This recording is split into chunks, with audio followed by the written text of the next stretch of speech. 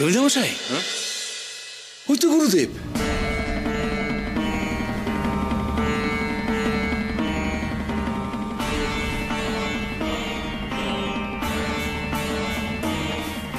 ওই সাধু গুরুদেবের ওপর যতই মায়াজাল বিস্তার করুক, আমি গুরুদেবকে নিয়ে ফিরবই।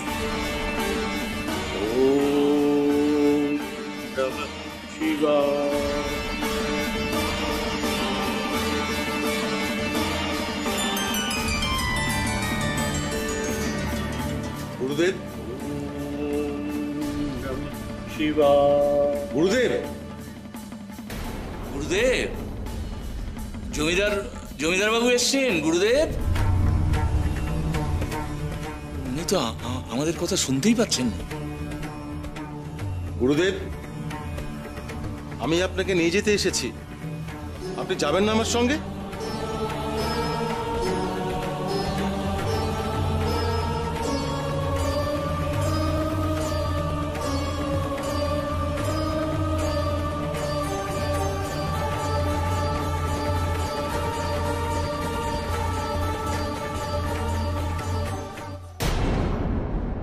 জমিদার বাবু তো এখনো ফিরলেন না, পথ ভুল করলেন না তো? সত্যি তো, বটবৃক্ষ তো তেমন দূরে নয়। তাহলে তাহলে বাবার ফিরতে তো দেরি হচ্ছে কেন?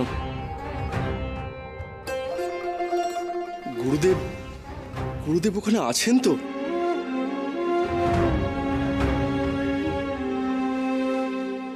মা, তুমি একবার সাধু বাবাকে বলো না, আমি নয় একবার এগিয়ে গিয়ে দেখি।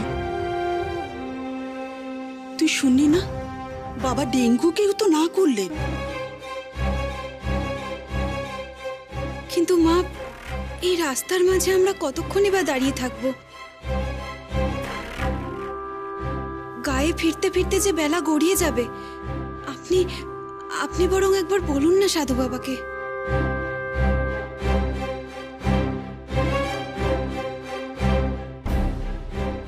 বাবা, বলছিলাম কি, উনি তো এখনো ফিরলেন না, সবাই খুব চিন্তা করছে।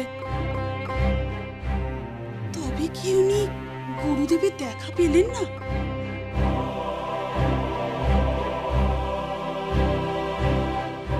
গুরুদেব শুনছেন?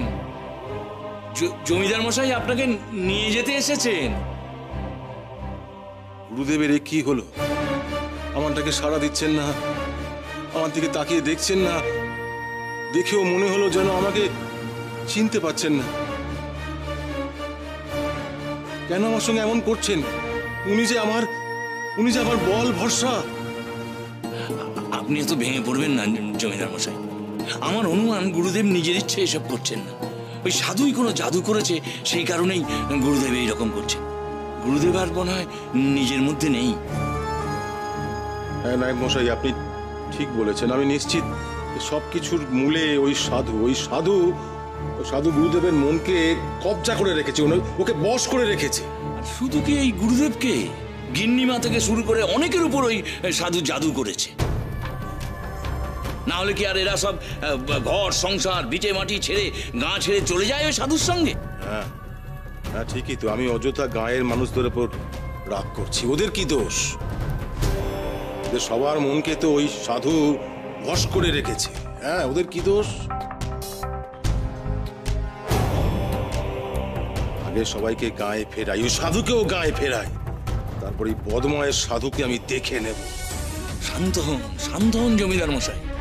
আপনি ভুলে যাবেন না যে গিন্নিমা কিন্তু ওই সাধুকে ঈশ্বর মনে করেন। তার কানে যদি এইসব কথাবার্তা যায় না, তারপর না জানি কি ঘটবে আবার। সাধুর কিনা এত সাহস, আমার পরিবারকে বশ করে আমার বিরুদ্ধেই নিয়ে গেছে। যোগ্য শাস্তি ওকে পেতেই হবে।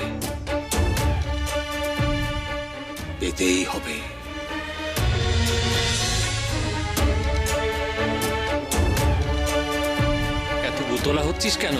তোর বরের হলো গিয়ে অবিশ্বাসী মন।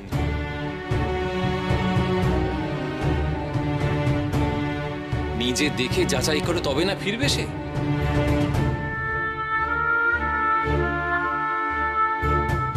বাবা, আপনি তো গুরুদেবের চোখ খুলে দিয়েছেন, আমার স্বামীর মনের চোখও খুলে দিন না। ওরে, অবিশ্বাসীদের মনে বিশ্বাস জাগানো বড় কঠিন কাজ রে মা। কেউ দেখে শেখে আর কেউ ঠেকে শেখে। তোর বর ঠেকে শিখতে চাইছে, আমি কি করব বলতো?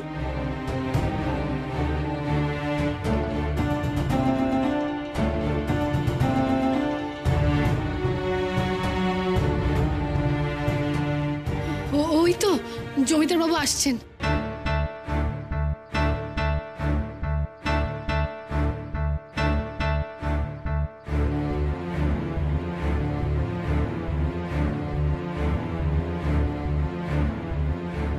কিন্তু ওনার সঙ্গে তো গুরুদেব নেই। তবে কি উনি গুরুদেবের দেখা পাননি?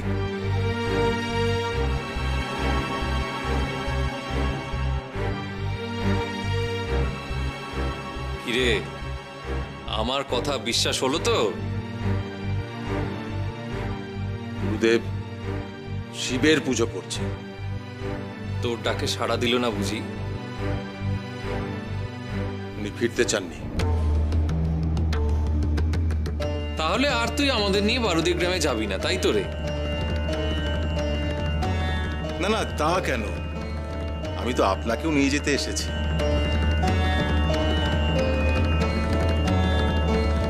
দয়া করে আপনি গায়ে ফিরে চলুন।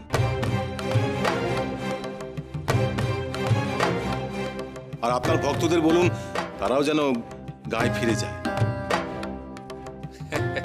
মহেশ্বর বুঝি তাই চাহান, তাই তো সে তোকে এখানে টেনে এনেছে। ওরে চল, সব চল চল, বারুদি গ্রামে ফিরতে হবে তো, অনেক কাজ বাকি সেখানে। চল চল চল চল। জয় বাবা লোকনাথের জয়। জয় বাবা লোকনাথের জয়। জয় বাবা লোকনাথের জয়। জয় বাবা লোকনাথের জয়। জয় বাবা লোকনাথের জয়। জয় বাবা লোকনাথের জয়।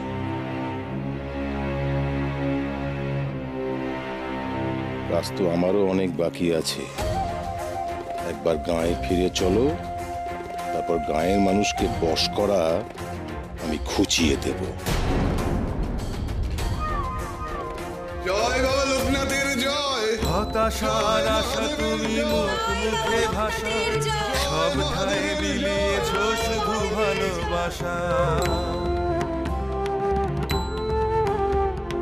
হতাশার আশা তুমি মুখ মুখে ভাষা, সব ঠায় বিলিয়েছ শুধু ভালোবাসা।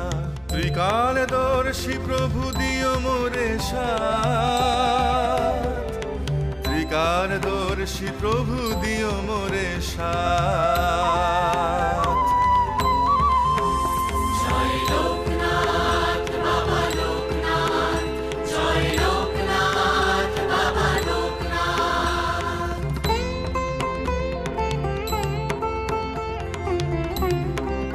জয় মহাদেবের জয়। জয় বলছি বাবা ফিরে এলেন যে? ওনাকে তো জমিদার বাবু তাড়িয়ে দিয়েছিলেন। বাবার জয় হয়েছে রে। হ্যাঁ হ্যাঁ, ওই জমিদার বাবু আর গুরুদেব নিজেদের ভুল বুঝতে পেরেছেন, তাই তো জমিদার বাবু হার স্বীকার করে বাবাকে গায়ে ফিরিয়ে এনেছেন। আচ্ছা তোমরা কি জানো গায়ে এক অদ্ভুত অসুখের মহামারী লেগেছে গো? জানি রে জানি, আর সেই জন্যই তো গুরুদেব ওই অসুখ নিয়ে বাবা স্বর্ণবর্ণ হয়েছিলেন। জয় লোকনাথ বাবার জয়। জয় মহেশ্বরের জয়। জমিদার বাবুকে এমনি এমনি ফিরিয়ে আনলেন, এর পেছনে নিশ্চয়ই কোনো কারণ আছে। বাবা বাবা বাঁচান, আমার স্বামীকে বাঁচান।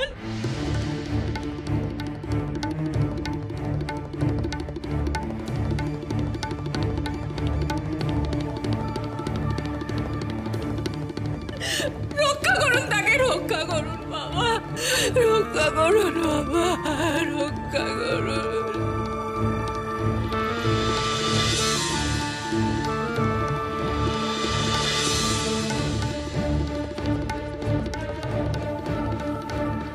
আমার স্বামী খুব অসুস্থ বাবা।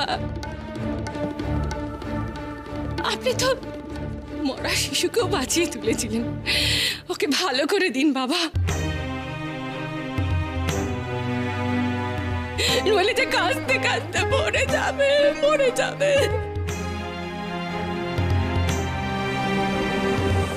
তোর বর তো কোবরেজ রে, তার নিজের রোগের চিকিৎসা বুঝি সে করতে পারছে না। কাশি হয়েছে তো ভয় কিসের? কাশির ওষুধ তো উনি ভালোই দেন গিন্নিমা। এই কাশি সাধারণ কাশি নয়, এটা এক অদ্ভুত রোগ। কাল জমিদার বাড়ি থেকে কাশতে কাশতে ছুটি এসেছে।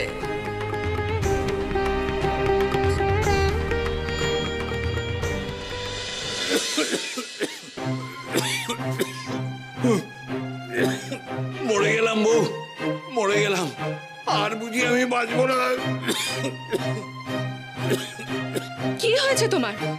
এত কাশছো কেন? শুধু কাশি নয়, এই দেখো কাশির সাথে মুখ দিয়ে রক্ত উঠছে। চাদর একদম রক্তে ভরে গেছে।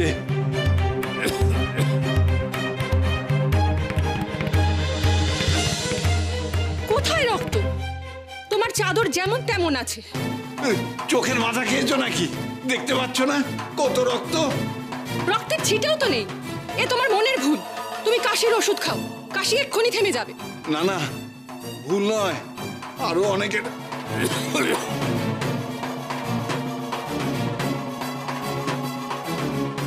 এই দেখো কাশলেই রক্ত পড়ছে। এ রোগ অনেকেরই হয়েছে। এ রোগের ওষুধ নেই আমার কাছে। কেউ বাঁচবে না, সবাই মরবে।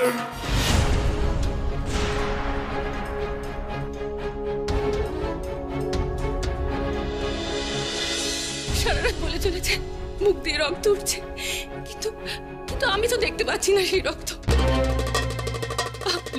আপনি তো সব জানেন বাবা, সব জানেন। আমার স্বামীকে সুস্থ করে দিন বাবা। গুরুদেবও তো কাল রাতে বাবার কাছে এই কথাই বলেছিল, তার নাকি মুখ দিয়ে রক্ত উঠছে। বাবা এমন কেন করছে সবাই? সত্যি কি কোনো ব্যাধি?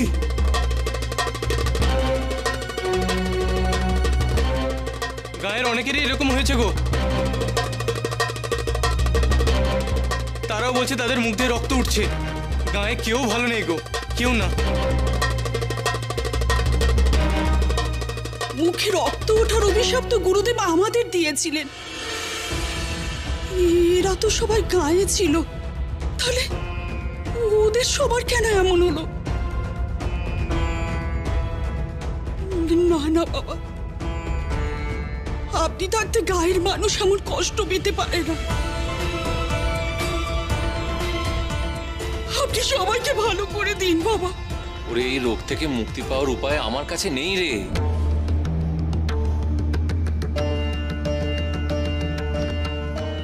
একমাত্র সারাতে পারে হচ্ছে ওই মহেশ্বর।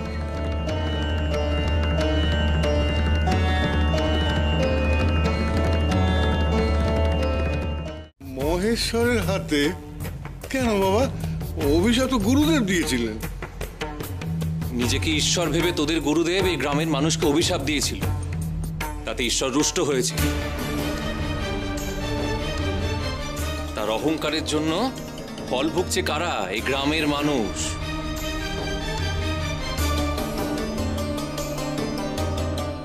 সে যতক্ষণ না মহেশ্বরের কাছে প্রায়শ্চিত্ত করছে, ক্ষমা চাইছে, ততক্ষণ মহেশ্বর তাকে ক্ষমা করবে না। যদি একবার মহেশ্বর তাকে ক্ষমা করে দেয়, তাহলে গ্রামের মানুষ এই রোগের হাত থেকে মুক্তি পাবে। তার মানে গুরুদেবের জন্য এই গ্রামের লোক এমন শাস্তি পাচ্ছে। বাবা, আমরা যদি মহেশ্বরের কাছে সবাই মিলে ক্ষমা চাই তাহলে হবে না? না রে না, মহেশ্বরকে তো তোরা অবজ্ঞা করিসনি, গুরুদেব অবজ্ঞা করেছে। অবজ্ঞা করে ঈশ্বরের আসনে বসতে চেয়েছে। এ তো মহাপাপ। নিজে ঈশ্বর হয়েছে, অন্যকে অভিশাপ দিয়েছে, তাই ক্ষমা তাকেই চাইতে হবে। আমার বর যে সারা রাত কেসে চলেছে বাবা, এ কষ্ট আমি সহ্য করতে পারছি না। তো কিছু একটা করুন। চিন্তা করিস না, সময় হয়ে এসেছে। তোদের গুরুদেবের সব দম্ভ ভেঙে একেবারে চুরমার হয়ে গেছে। ঈশ্বরের ভয়ে শুধু নিজেকে সঁপে দেওয়া বাকি। সে যে ঈশ্বরের কাছে নিজেকে নিয়োগ করে দিয়েছে রে মা। এবার শুধু সর্বত্যাগী হয়ে মহেশ্বরের কাছে ক্ষমা চাইবার পালা। জয় শিব শম্ভু, জয় শিব শম্ভু।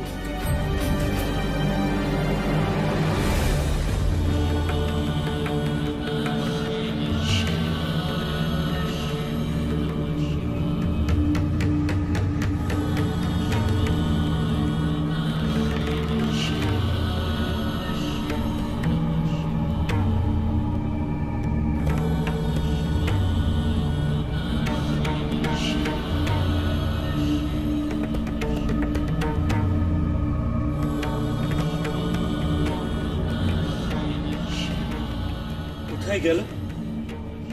এই পুজো উপাচারের মধ্যেই তো ছিল, গেল কোথায়?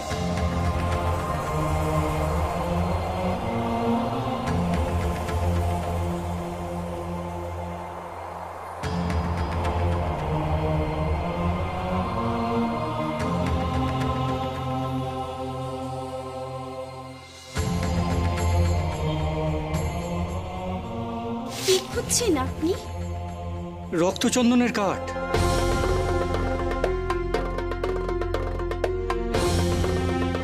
আমি তো পূজার উপাচারের সাথেই পাঠিয়েছিলাম, ভালো করে দেখুন, ওর মধ্যেই আছে। হ্যাঁ হ্যাঁ, আমিও দেখেছি দুটো কাঠ এখানেই তো ছিল, একটু আগেও দেখেছিলাম। কোথায় গেল রক্তচন্দনের কাঠ? সে কি, শিবের পুজোয় লাল সাদা দুরকম চন্দনই লাগে বলে আমি দুটো কাঠই পাঠিয়েছিলাম। আপনি কোথায় রেখেছেন সেটা? এই তো চন্দন বাটার পাশেই রেখেছিলাম। কোথায় গেল ওগুলো? কি গো, তুমি দাসীর হাতে ঠিকমতো সব পাঠিয়েছিলে তো? আমি নিজে হাতে সব গুছিয়ে দাসীর হাত দিয়ে পাঠিয়েছিলাম। আমি তাহলে এখন কি করে পুজো করব? চোখের সামনে থেকে হারিয়ে গেল কি করে? জয় শিব শম্ভু, জয় শিব শম্ভু। শিব শম্ভু, তুমি জগৎ সংসারকে চালাও, আমিও চলি তোমারই মতে।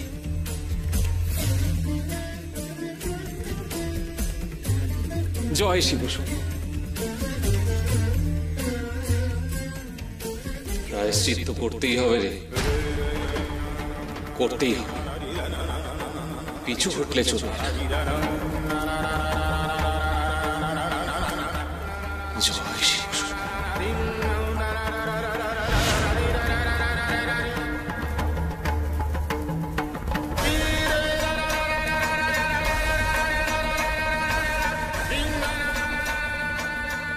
এখন কি হবে বলো তো? রক্তচন্দন ছাড়া শিবের পুজো তো অসম্ভব।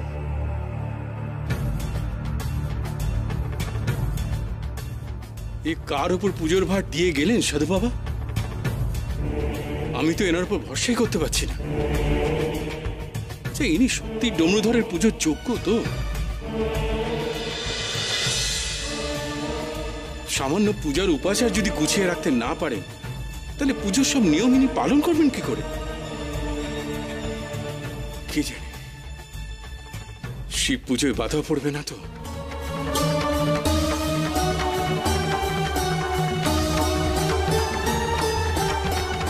রক্তচন্দন ছাড়া তোমার পুজো করব কি করে? আমার পুজোয় খুঁত থেকে গেলে যে মহেশ্বরকে তুষ্ট করা হবে না।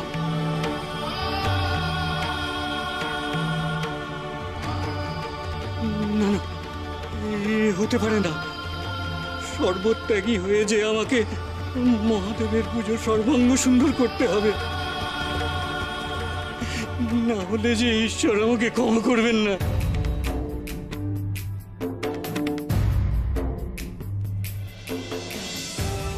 কি করে পাবো সেই রক্তচন্দনের কাঠ? কোথায় পাবো? কি করে পাবো?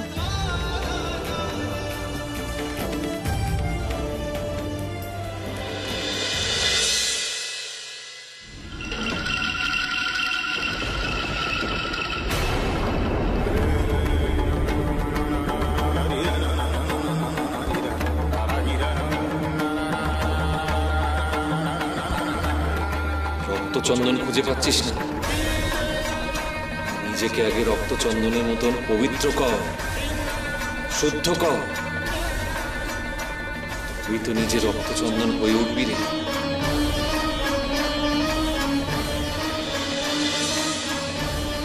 রক্তচন্দন তো রক্তের মধ্যে প্রবাহিত না হলে মহেশ্বরের পুজো করবি কি করে? নিজে রক্তচন্দন হয়েও, নিজে রক্তচন্দন হয়েও